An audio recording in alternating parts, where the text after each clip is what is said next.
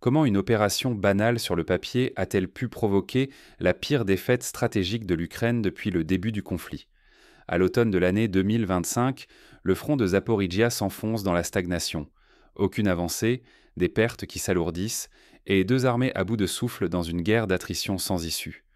Pour briser l'impasse, le haut commandement ukrainien décide de mener une rotation massive de troupes. L'objectif semble simple, remplacer les soldats épuisés par des renforts frais, renforcer la défense du sud et empêcher toute percée russe. Mais ce qui apparaît comme une manœuvre classique va, en coulisses, exposer toutes les fragilités du dispositif ukrainien. Chaque détail de la rotation devient crucial. La rapidité de l'exécution, la discrétion des convois, la capacité à masquer les mouvements aux yeux des satellites et des drones adverses. Le moindre raté peut condamner des milliers de soldats et bouleverser tout l'équilibre du front. Derrière ces enjeux logistiques, Kiev ignore que Moscou s'apprête à déployer une panoplie de moyens technologiques inédits. Intelligence artificielle, guerre électronique et surveillance rapprochée vont transformer le redéploiement ukrainien en piège mortel. Ce fiasco ne résulte pas d'un simple défaut d'organisation, mais d'un choc frontal entre doctrines militaires. La rotation, jugée routinière, révèle en quelques jours l'ampleur du retard ukrainien face à une armée russe ayant appris de ses échecs passés. Comment une telle défaillance a-t-elle pu se produire alors que tous les signaux semblaient au vert? Les réponses se trouvent dans les zones grises de la guerre moderne, là où l'information, la logistique et la vitesse d'analyse dictent désormais la victoire ou la déroute.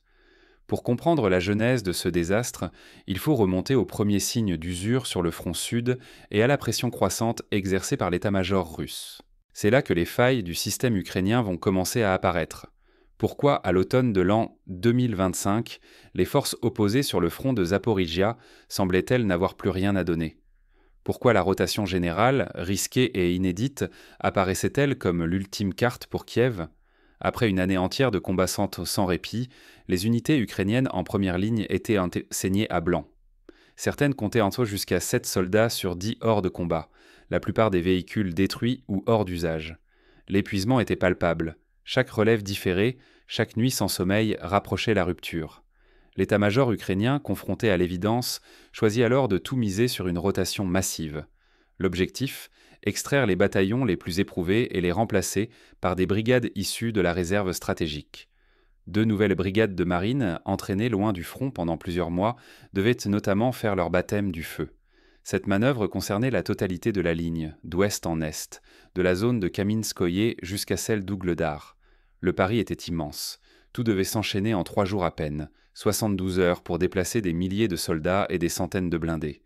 Pour accélérer la cadence, Kiev s'appuyait sur le réseau ferroviaire, avec Pavlograd et Pokrovsk comme nœuds logistiques, avant de basculer sur les routes boueuses vers les avant-postes.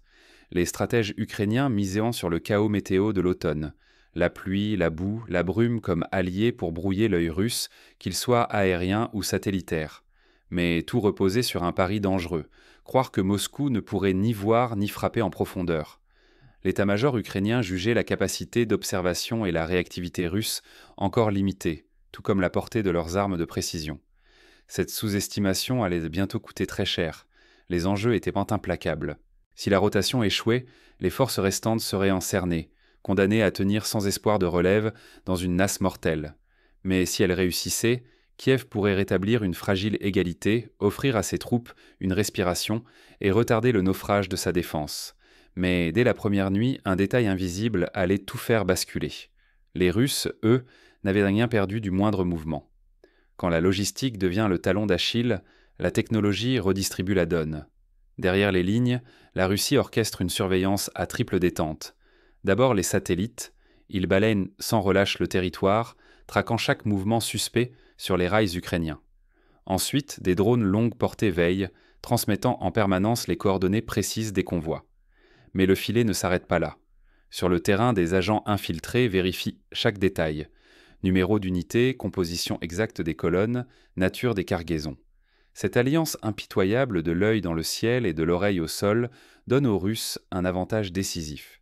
En quelques heures, chaque itinéraire, chaque horaire, chaque point de concentration logistique est cartographié. Même les centres de commandement temporaires sont repérés, exposant la chaîne entière à une attaque ciblée. Rien n'échappe à ce maillage d'informations. Le coup fatal est d'une précision chirurgicale. Plutôt que d'attaquer directement trains ou soldats, les Russes en frappent les sous-stations électriques et les ponts ferroviaires critiques. En détruisant ces nœuds vitaux, ils paralysent le réseau entier, piégeant des dizaines d'échelons chargés de troupes et de blindés. Les convois bloqués deviennent des proies idéales pour l'artillerie et l'aviation. Chaque frappe accroît la panique, transformant une rotation censée être rapide en cauchemar logistique. Les réserves stratégiques, prévues pour rétablir la situation, restent figées ou sont dispersées sous le feu. Acculées, les forces ukrainiennes se voient forcées de quitter les rails et de foncer sur des routes secondaires. Mais là aussi, la nasse se referme. Embouteillages monstres, fils à perte de vue, colonnes exposées aux assauts. L'effet domino est inéluctable. Temps perdu, matériel abandonné, morale effondrée. La mobilité s'effondre, l'initiative change de camp et les réserves s'amenuisent sans même avoir combattu. Ce désastre ne se limite pas à l'asphyxie matérielle. Il mine la confiance, entrave la réaction et annonce une rupture stratégique profonde. Mais ce n'est que la première conséquence visible. Derrière le chaos logistique, une autre menace se profile. La capacité de coordination et de décision s'effrite à grande vitesse. Chaque groupe de soldats devient une cible vivante. Tenter de se regrouper, de se fortifier, c'est s'exposer à une mort certaine ou à une fuite désespérée. À la moindre concentration, les unités ukrainiennes sont repérées en quelques minutes. Les rassemblements, même éphémères, se mutent en pièges fatals, systématiquement écrasés par des frappes de précision terrifiantes. Les Russes déploient sans retenue des bombes planantes, des roquettes à sous-munitions et d'innombrables drones chasseurs. L'artillerie, pilotée par une surveillance continue et des algorithmes embarqués, interdit toute manœuvre, tout repli, tout espoir de traverser la zone de mort. Se disperser, se cacher, tenter une percée sous le couvert de la nuit ou du brouillard ne sert plus à rien. Les drones quadrillent le moindre bosquet, tractent chaque silhouette, débusquent chaque camion, chaque blindé dissimulé sous un filet. Même l'obscurité n'offre plus de refuge. Jour après jour, des centaines de véhicules sont pulvérisés, abandonnés sur les routes et les champs qui relient Pavlograd à la ligne de front. Les pertes humaines se comptent désormais par milliers, frappant surtout les brigades de réserve et la nouvelle infanterie de marine. Les forces ukrainiennes, toujours en place, privées de renforts, épuisées, continuent de subir une pluie d'obus.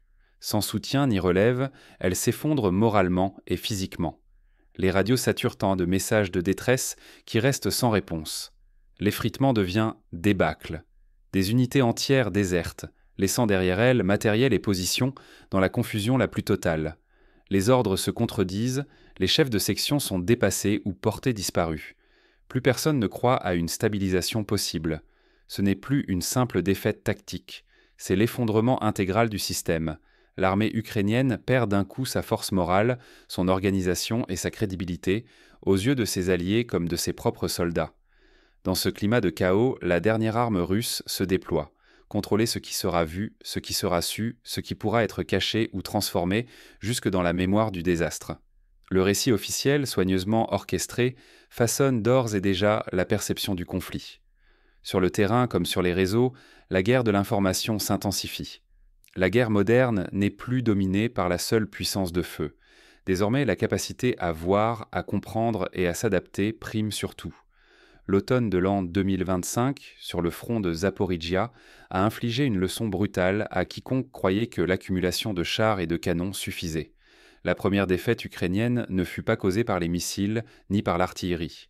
Elle vint de la neutralisation totale de la chaîne de commandement, provoquée par une guerre électronique d'une intensité inédite. En quelques heures, brouilleurs, interceptions et suppressions ont plongé l'armée ukrainienne dans la confusion. Les unités ne pouvaient plus communiquer, ni coordonner le tir de l'artillerie, ni même organiser l'évacuation des blessés. Les ordres mettaient des heures à arriver, quand ils n'étaient là pas tout simplement perdus. L'illusion de contrôle s'est effondrée, happée par une supériorité informationnelle totale. Derrière ce désastre, une conclusion s'impose. La dépendance extrême à la technologie occidentale s'est révélée fatale au moment précis où elle fut neutralisée. Réseaux satellitaires brouillés, drones aveuglés, liaisons désactivées à distance, tout avantage s'est retourné contre ses utilisateurs. Aucun plan B, aucune solution locale n'avait été sérieusement envisagée. Cette rigidité dans la doctrine et l'exécution a condamné l'effort ukrainien dès le départ. Les schémas de manœuvre étaient prévisibles, les itinéraires répétés, les réactions aux crises calquées sur des manuels étrangers. L'adversaire, lui, n'a eu qu'à anticiper et frapper, sans pitié, avec méthode. L'analyse de cette déroute révèle des erreurs profondes: sous-estimation de l'adaptation ennemie, confiance aveugle dans les équipements importés, refus d'admettre l'obsolescence des anciens réflexes militaires. Le commandement, isolé, s'est enfermé dans une logique procédurale, incapable d'improviser face à l'inconnu. Or, la réalité du champ de bataille moderne ne pardonne plus ses lenteurs ni ses certitudes. L'innovation, l'agilité et la capacité à recomposer l'action en temps réel font désormais la différence, s'étendant pas seulement le nombre de véhicules ou de soldats. La domination informationnelle, alliée à une réactivité sans faille, écrase la meilleure planification si elle reste figée. Tirer ou non les leçons de ce désastre déterminera l'avenir des opérations ukrainiennes, la crédibilité de leurs états-majors et la survie même de leurs troupes. L'histoire militaire montre que ceux qui n'ont pas su s'adapter disparaissent, relégués au rang de souvenirs tragiques. Ce naufrage logistique et technologique n'est pas un simple épisode, mais un signal d'alarme pour l'avenir. Face à ces bouleversements, il faut repenser stratégie, formation et investissement en intelligence militaire. La survie dépendra de notre capacité à explorer de nouvelles voies, à inventer la guerre de demain et à éviter que de telles défaites ne se répètent. Pourtant, au cœur de ce chaos, certains officiers ukrainiens ont tenté l'impossible. Leur improvisation a révélé des bribes d'espoir posant la question: comment transformer ces échecs tactiques en opportunités stratégiques? La victoire ne se mesure plus en divisions ou en chars alignés. Elle se gagne à la vitesse à laquelle un camp innove, s'adapte et exploite l'information. Quand la rotation stratégique ukrainienne sur le front de Zaporijia échoue, à l'automne de l'an 2025, cela marque une rupture irréversible. Ce n'est ni la bravoure ni la quantité d'équipements qui ont décidé, mais la supériorité technologique, organisationnelle et surtout informationnelle de l'adversaire. La moindre erreur dans la planification ou l'exécution expose désormais une armée à des conséquences immédiates. Face à un ennemi doté d'une logistique fluide, d'un renseignement intégré et de systèmes d'intelligence artificielle capables de croiser chaque signal en quelques heures, toute dissimulation devient illusoire. Chaque mouvement, chaque tentative d'initiative laisse une trace captée, traitée puis exploitée à une vitesse autrefois inimaginable. La guerre moderne repose sur la logistique éclair, la coordination instantanée entre ciel, terre et cyberespace. Les Ukrainiens pensaient en profiter d'une brève accalmie météo, d'un relâchement de la surveillance aérienne. Mais en face, la maîtrise du champ de bataille était totale: anticipation des flux, coupures à distance des arrières, isolement des unités avant même qu'elles n'atteignent la ligne de front. Le rapport de force ne se compte plus en effectifs, mais en capacité à collecter et traiter l'information plus vite que l'autre.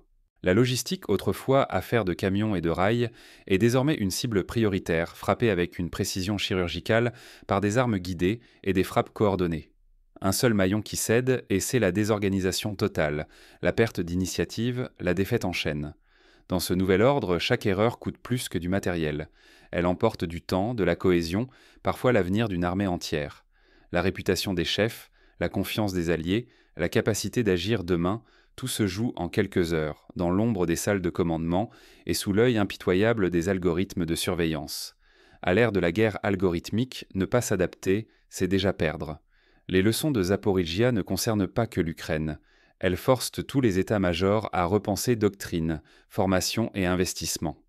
L'avantage n'est plus à celui qui frappe le plus fort, mais à celui qui comprend et décide plus vite. Sous-estimer la rapidité avec laquelle un plan peut être décelé, analysé puis retourné contre ses auteurs est aujourd'hui la plus grande menace. C'est la réalité à laquelle devront faire face toutes les armées engagées dans un conflit de haute intensité. Mais pour comprendre l'ampleur de la catastrophe, il faut plonger dans des exemples historiques et des scénarios concrets qui éclairent la spécificité du désastre de Zaporijia. Revenons un instant à la Seconde Guerre mondiale.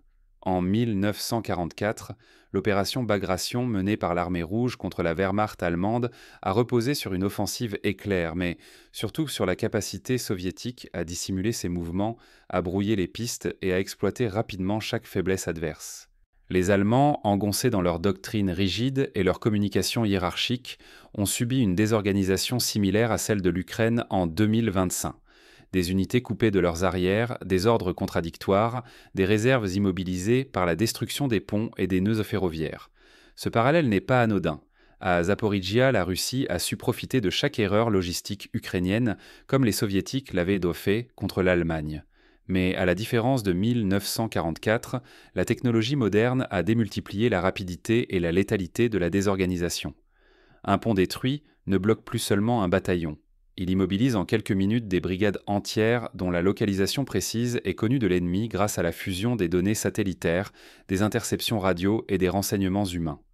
Un autre exemple frappant, l'opération Market Garden en 1944, où les Alliés espéraient percer les lignes allemandes aux Pays-Bas par la rapidité, mais se sont retrouvés piégés par la rupture des ponts et l'isolement de leurs unités aéroportées. La leçon demeure. La logistique, l'anticipation des arrières et la protection des flux sont la clé de toute manœuvre d'envergure. Dans le cas ukrainien, cette opération de rotation massive avait pour ambition de régénérer le front, mais la moindre faille, une voie ferrée coupée, une colonne repérée, un centre de commandement exposé, permettait à l'adversaire de bouleverser l'ensemble du dispositif.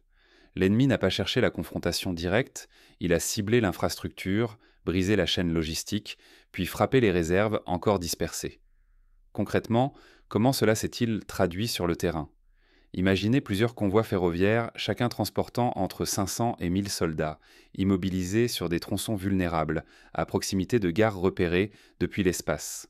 Quelques frappes de missiles sur les sous-stations électriques et les aiguillages paralysent le trafic sur des dizaines de kilomètres. Les soldats, piégés dans des wagons, deviennent des cibles faciles pour l'artillerie ou les drones kamikazes. Obligés de débarquer à la hâte, ils se retrouvent sur des routes de campagne embourbées où chaque regroupement est immédiatement signalé par les capteurs thermiques des drones russes.